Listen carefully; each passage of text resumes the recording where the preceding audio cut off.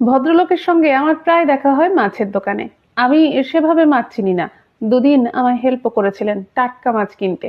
সেই থেকেই মৌখিক পরিচয় ছিল ওনার সাথে।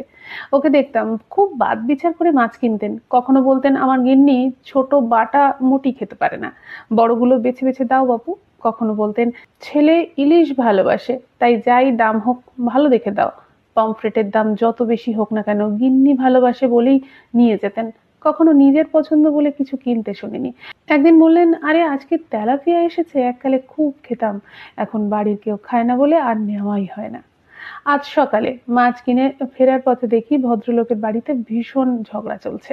ভদ্রলোকের সঙ্গে আমার একটু আগেই দেখা হয়েছিল মাছের দোকানে। বেশ হাসি মুখেই তো ছিল। বললেন এই রে, বড় চিংড়ি কোথাও নেই, আজ কি বিপদ। বেশ তাহলে ছোটটাই দাও। বাড়ির গেটের কাছে মাছের ব্যাগটা নিয়ে কেমন একটা বেজায় মুখ করে দাঁড়িয়ে আছেন। ভিতর থেকে ছেলে আর স্ত্রীর বিরক্ত গলা। কবে আর ভালো খাওয়ালে গো তুমি, গোটা জীবনটাই তো খারাপ খেয়ে কাটিয়ে দিলাম। ভদ্রলোক মিনমিন করে বললেন তুমিই তো চিংড়ি আনতে বলেছিলে। ভদ্রমহিলা বেশ চিৎকার করে বলে উঠলেন এই ছোট চিংড়ি আনতে বলিনি আমি, বড় ছিল না, দাম বেশি পড়বে তাই আনলে না তো তুমি।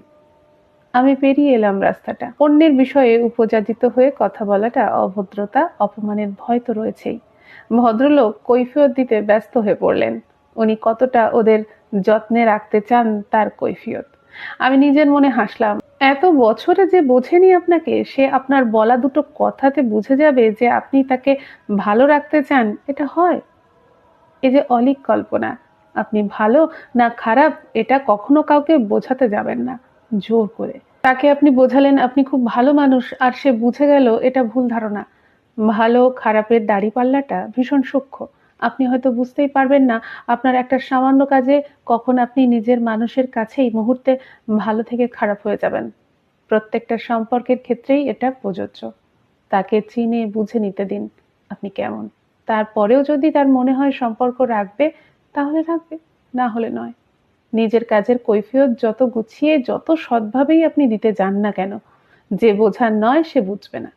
ভালো থেকে মন্দ তকমা পেতে সময় লাগে খুব কম, তাই ওই ভালোর তকমার দিকে বেশি ছুটবেন না। আপনি নিজে জানেন কোনটা সত্যি আর কোনটা মিথ্যে।